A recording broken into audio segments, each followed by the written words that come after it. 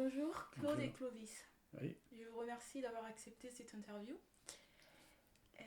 Récemment, avez-vous donné vos archives au Centre Pompidou? oui. Dites-nous pourquoi. Pourquoi avez-vous fait ce choix? Le centre Pompidou, dans les années 68-69, on commençait à le fréquenter. J'ai connu les gens du CCI qui s'occupaient de la création industrielle et puis de la création en général. Il y avait un ami artiste, Jean-René Issard. Il y avait Gisèle Bréteau qui s'occupait du département cinéma à Beaubourg aussi. Et on a réussi à montrer nos premiers travaux cinématographiques, les documentaires de création au centre Georges Pompidou. Donc ça a été le départ de nos premières diffusions, quoi, en fait, de recherche sur la création dans son sens le plus large du terme. C'est-à-dire qu'on ne fait pas, nous, une anthologie sur de l'art, mais c'est des choix de rencontres souvent personnelles, puis certaines commandes aussi, beaucoup de hasard et de rencontres qui fonctionnent sur le plan humain ou pas, mais c'est important qu'il y ait un échange profond. De fixer aussi la création en tant que telle, c'est-à-dire les œuvres, bien sûr, mais surtout la démarche de leurs auteurs.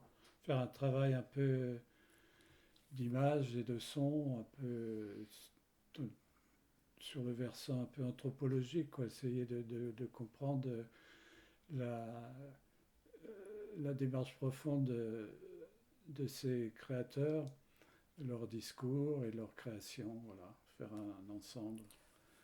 Mais c'est souvent des rencontres et puis après des commandes aussi, ça nous est arrivé après avec les MAG à la Fondation. Et puis on continuait parallèlement aussi à s'occuper de rencontres ou d'artistes qu'on aimait bien suivre dans le temps et dans l'espace. Voilà. Et donc c'est une accumulation un peu hétéroclite en même temps apparemment, un peu hors norme par rapport à la classification classique de l'histoire de l'art, quoi, parce que il y a les grands connus, les grands artistes consacrés, et puis il y a les artistes de l'ombre, il y a des marginaux de l'art aussi, ou les gens qui appartiennent aussi bien à l'art brut qu'à l'art contemporain pur et dur. Vous voyez, il n'y a pas de réelle frontière dans notre démarche d'approche. Je ne sais pas, Claude, si tu veux ajouter quelque chose. Non, pour moi, enfin pour nous, le Centre Pompidou, c'est d'abord, ce fut d'abord la présentation et la projection des films de chez Mag, hein, avant toute autre chose. Oui. Alors, je me souviens plus de l'année. 93. La série sur les bâtisseurs, c'est bien après. Et entre les deux, il y a eu donc un projet de c'est pas une exposition, mais enfin, un projet avec MacLean, mais ça ne s'est pas fait.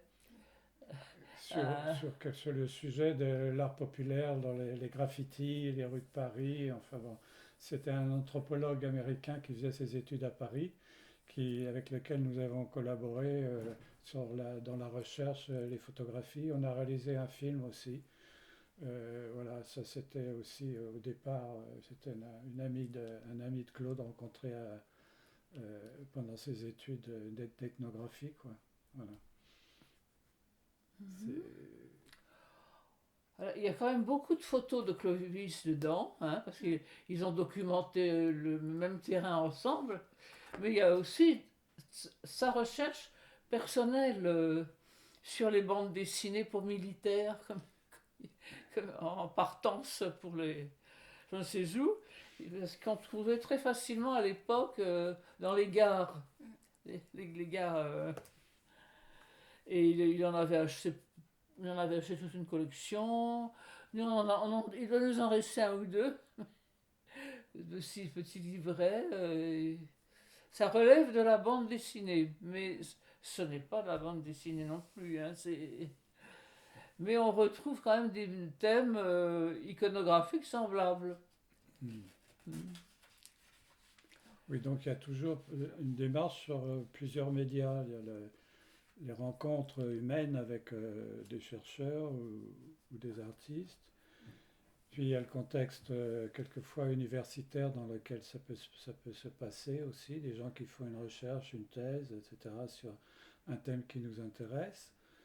Et puis il y a eu la grande aventure autour de la recherche du palais idéal du facteur Cheval, et puis la série des bâtisseurs de l'imaginaire, euh, avec une préface de Sami Ali,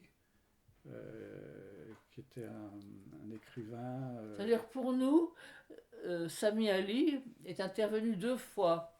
Une fois, on lui a demandé un commentaire didactique que nous avions tout préparé, et un commentaire très didactique à l'attention de ses étudiants. Et ça, c'est avant la publication du bâtisseur. Bon, et puis, tout dernièrement, avant sa mort, il est intervenu sur ses propres œuvres calligraphiées. Il faisait de la calligraphie La un poésie. peu savante. Ouais. Bon. C'est un calligraphe aussi qui s'occupe de poésie soufie. Non, c'était pas des graffitis, non, non, non, non. Pour Sami Ali, oui. Non, Sami Ali n'a pas fait de graffiti, non, non. Non, non. Non. Non, non, je parlais de. Non, non, non, il a travaillé sur les bâtisseurs Oui. et sur sa production de, sur des toiles précieuses, de sa propre calligraphie. Mais ce n'est pas de graffiti, il est pas. Non, non. Non. Et quels sont les artistes que vous avez donnés au Centre Pompidou? Alors il y a une liste des artistes pour le Centre Pompidou. Il y a des bâtisseurs de l'imaginaire comme Chaumont, Robert Garcet, Monsieur G, Robert Tatin. Il y a des artistes qu'on a rencontrés dans le contexte du LAM à Villeneuve-d'Ascq, comme Michel Nedjar, André Robillard, quand on a fait des travaux avec lui, des films un peu expérimentaux, toute la collection de la Racine. Jean Slimowski aussi, c'est un artiste très, très en marge de Lille. On a fait aussi un travail important sur le peintre Clovis Trouille, un surréaliste, comme on dit, super réaliste, qui vient d'être vendu chez Christie's récemment. Et autour de Clovis Trouille, il y avait aussi des fidèles de cette peinture un petit peu anti-tout, quoi. Et puis, par hasard, on a rencontré un autre bel artiste avec lequel on a établi des liens d'amitié, qu'on allait voir souvent. C'est Jean-Olivier Hucleux, qu'on a beaucoup interrogé. Et puis, on a approché aussi un musicien, Pierre-Henry. On avait un projet de film avec lui pour la composition musicale, et puis son œuvre aussi d'artiste aussi, puisqu'il avait aménagé sa maison de son à Paris, qui n'existe plus maintenant, qui était une archive sonore de son travail. Et il était aussi sculpteur en même temps, il jouait beaucoup avec les images, Pierre-Henry. Et puis, il y a ce gros travail aussi qu'on a mené sur Gaudi à Barcelone, quand on a fait un ouvrage en compagnie de Robert Deschamps pour les textes, et puis avec une préface de Salvador Dali qu'on a pu connaître. Grâce à lui et grâce à Salvador Dali qui a bien voulu faire une préface, on a trouvé un éditeur facilement. Mais c'était une belle aventure aussi sur l'œuvre de Gaudi. Alors, tout ça, tout de manière multimédia, quoi. Le livre, l'ouvrage et un film aussi qui peut accompagner ces recherches, cette approche de la création, quoi. Voilà. D'accord. Et quels sont vos prochains projets? Ben, on est encore en projet, c'est ce qui nous porte un peu, heureusement, qui nous aide un peu à vivre, malgré notre âge déjà un peu avancé.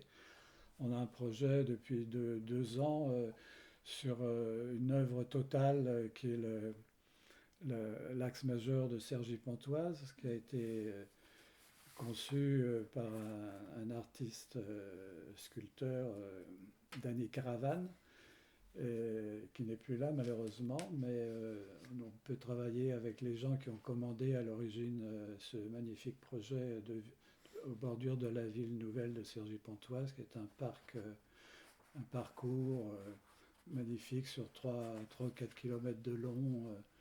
Il y a une déambulation des gens qui habitent en proximité, des rapports humains aussi très intéressants, et puis un ensemble très complexe à filmer aussi dans le temps et dans l'espace, que c'est un projet qu'on a décidé de faire sur une année avec les 12 mois de l'année, la nature ambiante évoluant et changeant constamment, change un peu l'aspect et l'environnement des sculptures et la manière de le pratiquer par les gens cet ensemble. C'est un projet important qu'on va essayer de terminer dans les mois qui viennent, peut-être les années qui viennent, parce qu'il y a encore un projet sur l'axe majeur de construire une île astronomique sur le lac actuel, qui est une partie inachevée de l'ensemble.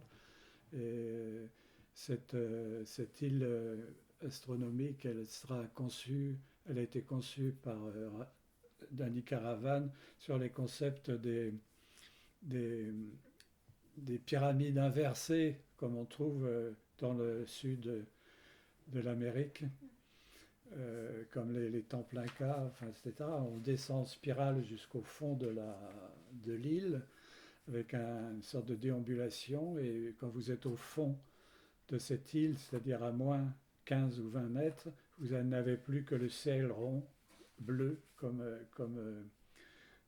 dernier message, très zen du ciel, quoi. Donc il y a tout un parcours très, très cosmique et un peu ésotérique aussi, qui est intéressant à filmer. On est dans ce projet-là jusqu'au cou en ce moment. Voilà.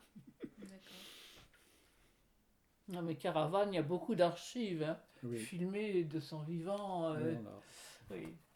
C'est- on a trouvé Malheureusement, on ne peut pas connaître tout le monde. Et, c'est- Puis il était Et plus puis âgé. il y a des archives aussi qu'on redécouvre et qu'on essaie de remettre à jour, de classer au mieux, pour faire peut-être un complément pour certains musées, comme le Centre Pompidou, ou si ça les intéresse. Et puis un projet en ce moment sur les archives de Valerio et Camilla Adami, qu'on a très bien connu, et on fait un travail de... On va peut-être donner ces archives-là à Milan, un centre d'archives qui va gérer ces deux artistes très bien, qu'on a connus très bien aussi. Valerio Adami et son frère Giancarlo ont réalisé un long métrage de fiction en Italie, que j'ai accompagné pendant tout le tournage, pendant presque plus d'un mois. Donc il y a des documents intéressants, c'est-à-dire comment se font les choses aussi. Le résultat, évidemment, est intéressant, hein, toujours, mais il y a aussi la démarche autour, le suivi des créations qui sont intéressantes à fixer aussi. C'est ce que ça se fait dans l'espace et dans le temps, avec des rapports humains très intéressants aussi. Voilà, et c'est ce genre d'archives, je crois, qu'il faut montrer aussi aux gens, c'est-à-dire comment se font aussi les films, comment se fabriquent les œuvres aussi, euh, voilà, d'une manière physique et mentale aussi, surtout, quoi. Voilà. C'est-à-dire qu'il y a aussi... Mais Adami, les mags, enfin les parents, nous ont expliqué qu'il était arrivé tardivement à la fondation, après 68, oui. et avec sa femme d'ailleurs. Voilà, mais il avait déjà créé et exposé en Italie ou je ne sais où, enfin bref, Oui, oui. mais pas à la fondation. La fondation, c'est venu avec les concerts, Après, c'était tout un ensemble. oui, mais la Et fondation, les langues différentes. oui. Mhm. Oui, mais à la Fondation Max, c'était intéressant à l'époque d'Aimé Max, Oui, surtout. oui, oui. Il y avait des ateliers pour que les artistes puissent créer de gravures, de sculptures. Donc, les artistes ne venaient pas uniquement en vacances là, ils venaient travailler dans une ambiance assez extraordinaire. Et donc là, il y a une espèce de, de totalité intéressante à suivre. Et là, on a suivi des gens comme Aiki Kuroda, oui. Euh, Chilida venait travailler là aussi, faire des lithographies. Adami aussi beaucoup. Il y avait l'atelier de gravure, l'atelier de litho. Et ça, c'était intéressant de venir là un peu en cachette et puis de pouvoir les voir travailler. Et quelquefois, quand ils acceptaient, on pouvait filmer, enregistrer. On a pu accumuler comme ça des archives. Voilà. Et puis, et ouais, surtout la liberté totale que nous donnait Memag à l'époque. Il ne voulait pas forcément faire des films formatés pour la diffusion télévision. Il était même assez critique par rapport à la télévision. Les commandes qu'on avait vues avec les télévisions avec Antenne 2 ou TF1, c'était relativement des documentaires classiques un peu formatés. Et on a essayé d'éviter ce côté-là, évidemment, avec MMA qui se souciait surtout, lui, de fixer des archives authentiques, d'accumuler le maximum de témoignages sur la création et les artistes qu'il exposait quoi, en même temps. C'était un marchand ouvert, évidemment, terriblement à la création et de donner la possibilité matérielle aux artistes de créer aussi, en toute liberté. Et puis, en même temps, la confrontation avec le public, les expositions, tout ça est un ensemble dont on a pu bénéficier, quoi, évidemment. D'accord. Vous voulez dire quelque chose, Claude? Je, Vas-y, vas-y. je n'en pense pas moins, mais non. Écoutez, voilà, il y a eu aussi, dans le contexte de MACT, il y a eu un coffret qu'on a eu la chance de réaliser avec André Malraux aussi. Quand il y a eu la grande exposition André Malraux à la Fondation MACT, il y avait des œuvres qui venaient du monde entier. Les musées comme le Louvre ou le musée de l'homme nous étaient ouverts grâce au paste d'André Malraux. Et là, on a réalisé 4 films de 52 minutes sur les musées imaginaires. C'était aussi une belle aventure, ça. Et toujours, on a pu travailler toujours avec quasiment la même équipe. Un, un directeur de la photo, caméraman qui était italien d'origine, Franco Lecca, qui avait une sensibilité de regard extraordinaire, qui savait manier très très bien les petites Arriflex à tourelle, là, en 16 mm. Et grâce à lui et à son regard, sa sensibilité, on a pu filmer par exemple Anthony Tapies dans son atelier à Barcelone, en train de lui. Enfin, on voulait faire un travail sur l'œuvre d'Anthony Tapies, sur ses dernières œuvres, c'est des grands tableaux très, très matérialistes avec des signes, des graffitis, enfin des couleurs très variées. Il travaille à l'horizontale avec des poudres de marbre, des tas de matériaux différents. Et ça, il fallait un regard pour filmer ce genre de démarche, quoi. Ce genre d'un artiste, c'était presque indécent pour nous de demander à un artiste de faire une œuvre devant nous. Parce que souvent, l'atelier, c'est un lieu un peu secret qu'on doit pas violer, quoi. Mais avec avec des équipes légères et la confiance des artistes, on arrivait quand même à sortir des choses assez authentiques, quoi. Avec Raoul Lubac aussi, on a fait ça, une expérience.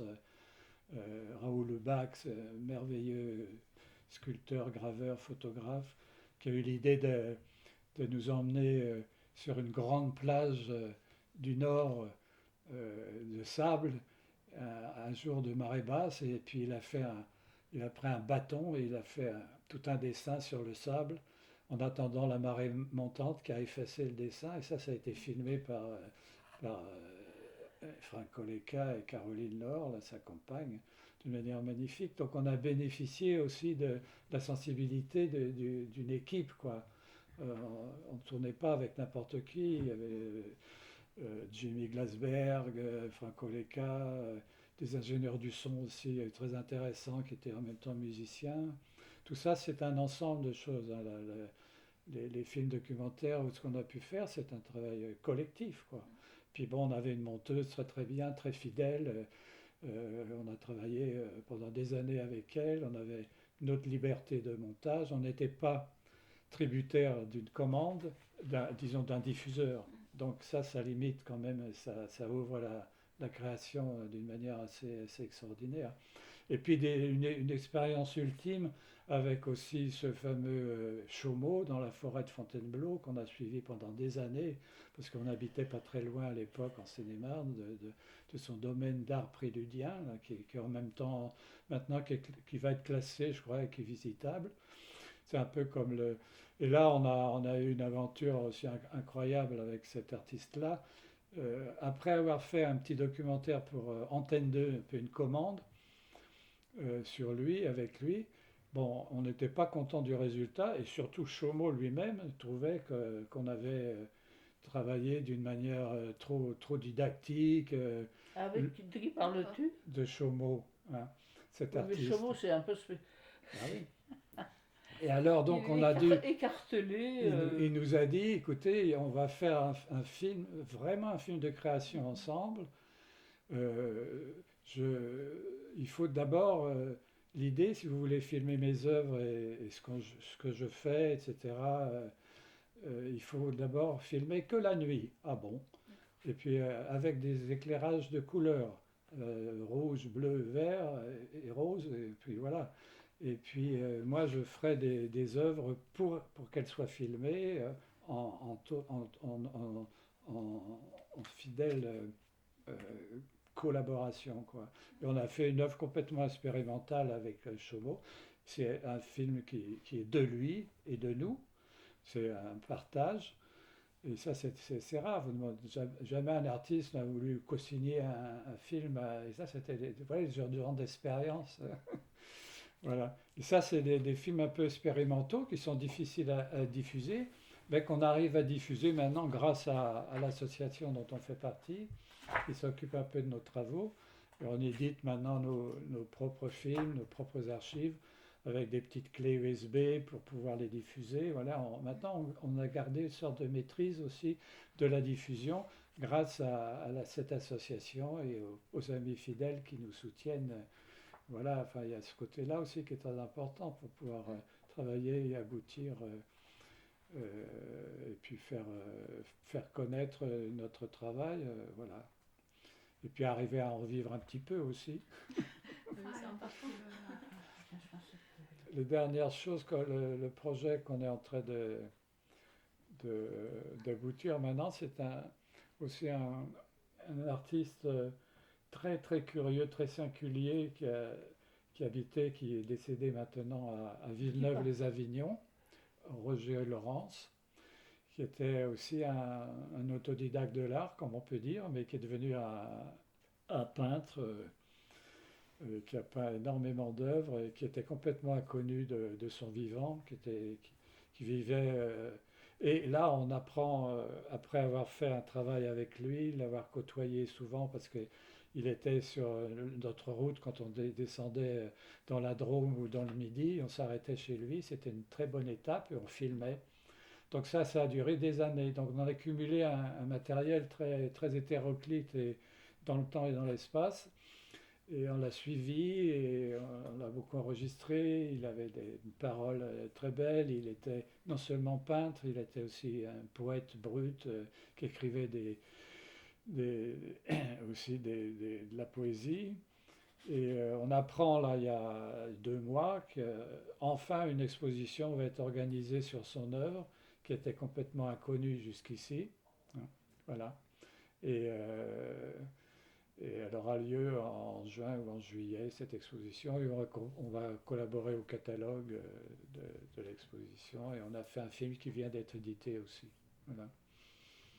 Ça, c'est Roger Laurence.